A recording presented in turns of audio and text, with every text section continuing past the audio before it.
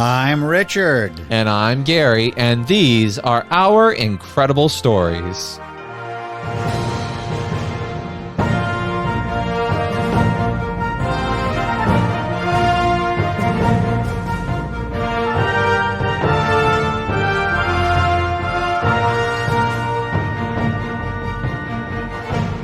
Good evening to all of you wonderful listeners across the United States and in 24 different countries around the world.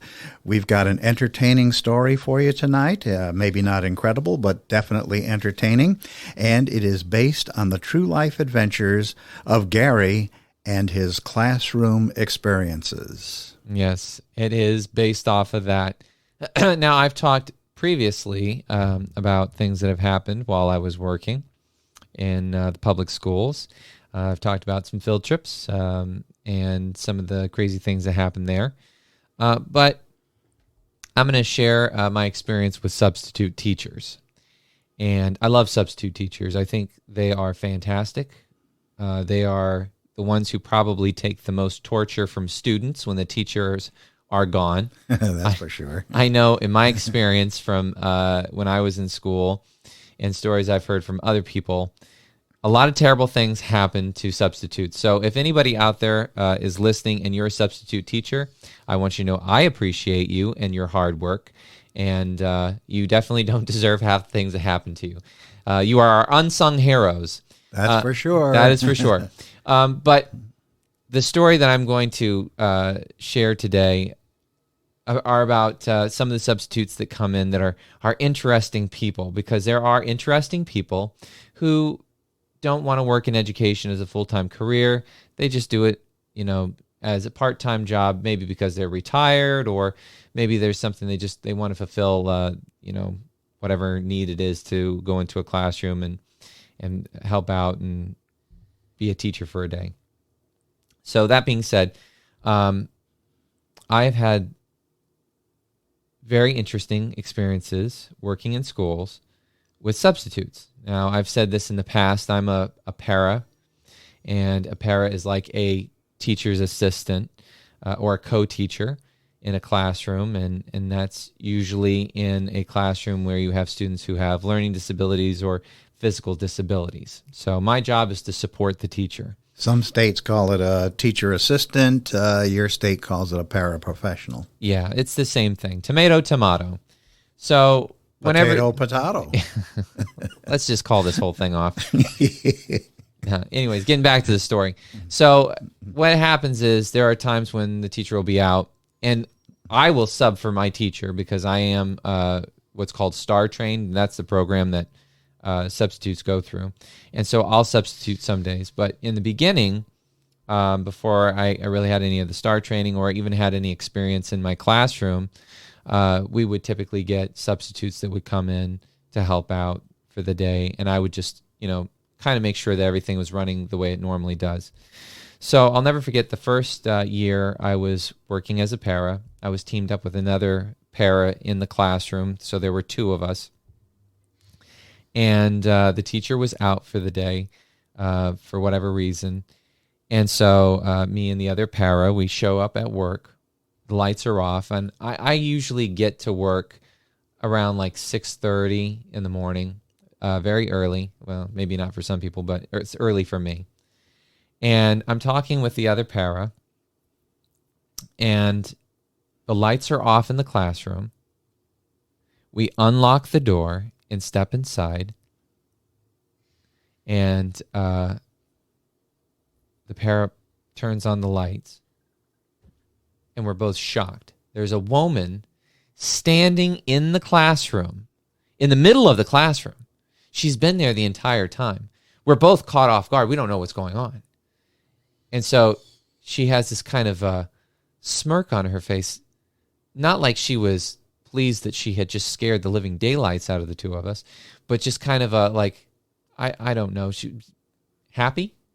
And so I remember the woman I was with, she said, "Excuse me, can I help you?"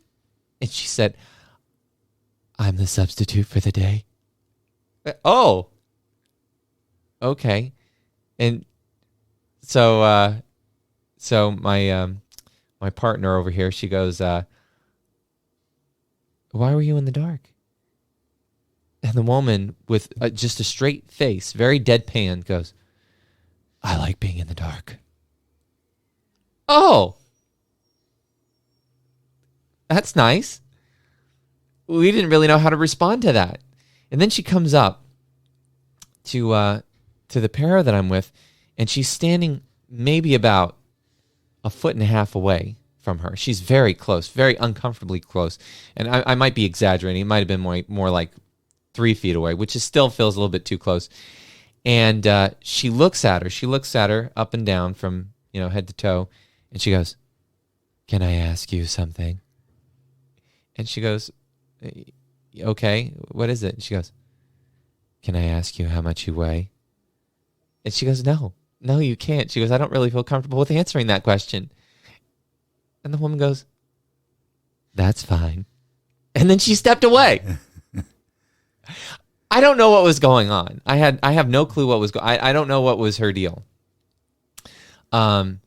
So the day moves along. We have the kids at the different tables. We do centers, and because our classroom has different grade levels, one table might be teaching kindergarten, another table might be teaching second grade.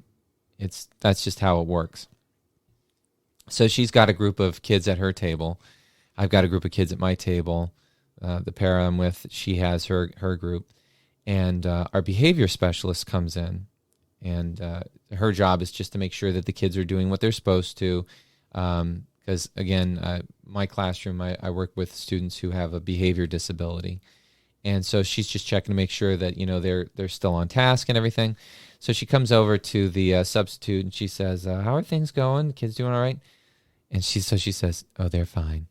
They're perfectly fine." And so then our behavior specialist goes, "Oh, praise Jesus." And the woman stops, and she put down her papers, and she lifted her head up, and her face went just blank. And she stares at her, and the behavior specialist goes, "Is there something wrong?" And she goes, "Do you praise Jesus?" And she goes, "Yes." And she goes, "I praise Jesus too." And then she just stared at her and didn't say anything. And then she just looked back down at her papers, didn't say anything to anybody else after that. It was very bizarre. It was so strange. And then lunchtime rolls around. Our kids eat in the classroom. Because of their behaviors and everything, it's a little bit harder to manage that in a cafeteria setting. So we eat in the classroom with our kids, and then we have our lunch break that way, okay? And so we'll put a movie on for the kids so they have something to keep them entertained while they're eating. And so we put on something, and we told the substitute, "Well, you can eat with us if you'd like to," because we have this little spot off to the side of the room where we eat our lunch. And she said, No, I'll be fine, thank you." And she stepped into the closet. I'm not even joking right now. She stepped into the closet where we keep our lunches, and she turned off the light in the closet, and she ate her lunch in the dark of the closet. It was bizarre. Now, that being said, the whole time she was there, the kids did amazing. They loved her. They thought she was the greatest thing on the face of the earth. She confused the living daylights out of us. We didn't know what was going on. I'm sure she was a lovely person, but at one point I was thinking, could this be an alien? Is this person somebody who could be extraterrestrial pretending to be a human? I wasn't sure. And the behavior kids absolutely thought they she was loved the greatest her. thing They thought since she was apple great. pie. Yeah, they thought she was great. Wow. So I had that experience. Then a few years later, I was going down to music with my kids because we go to their special areas, music, art, PE. We go with them, again, just to help monitor, make sure that they're able to keep in control of themselves, and they're able to stay on task with what's going on in that classroom. So that day, the class had 2 substitutes, because at this point in the music class, the teacher we had at that point, they were trying to do a thing where they would split the day in half. They would have one music teacher for the first half of the day and a second music teacher for the second half of the day. Don't ask me why. And what they would do is they'd actually end up helping out each other. It worked out pretty nice. So they had to have a substitute for both those teachers because they were both out for some kind of workshop. So we come in, and there's this sweet older woman sitting on the piano bench in front of all the kids. We had come in a little bit late. I had a different para with me at this time, and we're just trying to get our kids settled. And she's sitting there. She's got a little microphone in her hand, and she goes, "Oh, come on in. You're a little bit behind. That's okay.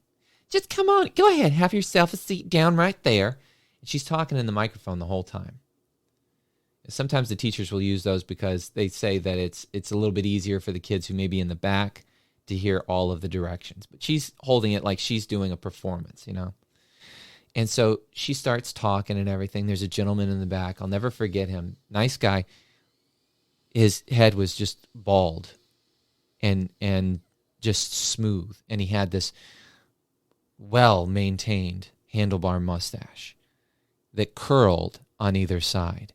He reminded me of one of those strongmen from back in the day, you know, whenever you see those old paintings from like the late 1800s, early 1900s, you know, they have the giant barbells and, you know, the leopard print outfit, and they'd be at the carnival. The guy had that kind of a face, you know, if you can imagine that. Big guy, strong, bald, big handlebar mustache.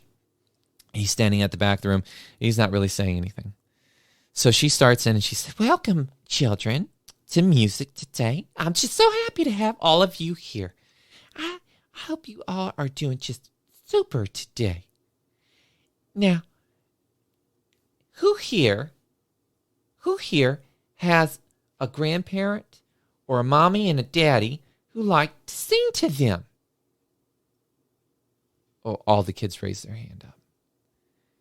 And one of the kids, she says, "Does anybody know what favorite song that person would sing to you?" And one of the kids raises his hand up. And she goes, "Come on up here. Come on up." And she sits him down on the piano bench next to her. And she says, "What's your name, sweetie?" Speaking to the microphone. And the kid's very shy. He did not expect being pulled up there. Timothy? "I can't hear you, sweetie. Speak up. Speak into the microphone. Speak into the microphone." It's Timothy. My name's Timothy. "All right, Timothy. Sweetie, can you tell me, what song does Grandma or Grandpa or whoever sing to you?" "You're my sunshine." "Oh, isn't that sweet? Did you hear that, folks? They sing, 'Are You My Sunshine?' Would you like to sing that with me?" And I think I heard him say no. She goes, "Well, that's wonderful. Let's go ahead and sing it together." So she's sitting there, staring at him, singing, "You are my sunshine, my little sunshine." All of you are my little sunshine out there. Yes, you too. You're my sunshine. "You make me happy." She went through the whole song. This kid was so embarrassed. He did not expect to be pulled up and sat on the bench and have that sung to him. But he just went with it. He was a great trooper. So then she goes on to tell us that we are going to watch a video now. And it was a movie that was done, it had to be like late 80s, early 90s, had that trying to do rap, but also trying to be educational at the same time. Anybody who grew up in the 90s, you know exactly what I'm talking about. It was not pretty, but it's an educational video, and the kids watched it. So it was about the symphony orchestra. And so they start, you know, with the whole trying to be cool intro, and then they go into the orchestra, and they start playing the drums. Now, the gentleman in the back has not said a thing the entire time. And all of a sudden, in a very thick Boston accent, you could hear him from the back. "You know that thing right there? That thing the guy's pounding on? That's a timpani drum there. A timpani drum." And I could hear the woman in the front. What was that, sir? I don't remember his name. We'll say it's Bob. What was that, Mr. Bob? What did you say? It's a timpani drum. And that right there, that's a viola. And we got a bass over there. And we got a violin. Oh, that's fascinating. Mr. Bob, have you had an experience? Have you had an experience with the orchestra? No, I just like listening to that kind of music, you know? It's really great stuff, you know, listening to that kind of music over there. But fantastic. Well, that's wonderful, Mr. Bob. And so he's sharing all of his knowledge about the orchestra. So after the video wraps up, and I can't remember if she introduced him before this or after. It's, you know, that part's a little bit fuzzy, you know. But I remember she had him introduce himself, and I want to say it was after the video.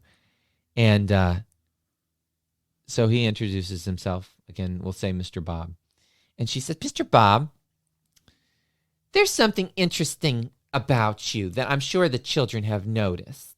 Anybody want to tell me what's interesting about Mr. Bob? The hands go up. You. It's his mustache. Speak into the microphone. She puts it a little bit closer to the kid who raised his hand. What is it? It's his mustache. Yes, it's his mustache. Now, Mr. Bob, can you tell us a little bit about your mustache? Yeah. This is a handlebar mustache up here. Right here. Coils at the ends. And does anybody know how I get it to be so curly? None of them have a clue. Of course, they're all too young to grow facial hair, so it's not really a concern. And so he says, now, some people may use mustache wax. And sure, that's fine. But the thing with mustache wax is you get water beating up on it. It don't work too good. So what I like to use is chicken fat. At this point, I mean, I'm looking over at the other person I'm with. I'm not really sure that I heard it correctly. But then he repeats it again. That's right, I use chicken fat. What I'll do is I take a whole chicken right there, I plop it down in a large pot, boil it up, and all that fat comes up to the top, and I just skim it off the top there, and I throw it into a Ziploc container, shove it in the freezer for a few days, and then it congeals, okay? And then what I do is I take that congealed fat there, and I twizzle it around in my mustache and coil it up. Now, if I didn't put it in the freezer, my mustache smells like chicken the whole time. The freezer gets rid of that. I don't have to worry about it. But it's fantastic. So, chicken fat makes you a great mustache. I was in awe. I was in awe with the whole thing. It was unbelievable. It was almost like a Saturday Night Live skit. And it was fascinating. But for any of you in the future, I don't know if any of you have handlebar mustaches, but if you're looking for a way to get it to have that perfect curl and stay just as stiff as you'd like it, according to that substitute, chicken fat is the way to go. Now, that being said, after this whole thing, and it went on for a while, as we were getting close to the end, there was more sing-alongs and more children being brought up to the bench to make a request for their favorite song to be sung to them. I won't say that there was a lot of volunteers. There were a lot of kids that were brought up who probably would have rather stayed in their seat, but I'll tell you what, I couldn't stop smiling the entire time. It was so entertaining. So definitely an interesting experience. Both times were strange, but very entertaining. Again, I love substitutes. I think you guys work very hard to make sure that things keep running when the teacher is gone. Now, that being said, you've been in education for a long time before you retired. Decades. Before you became a teacher yourself, did you ever substitute in a classroom?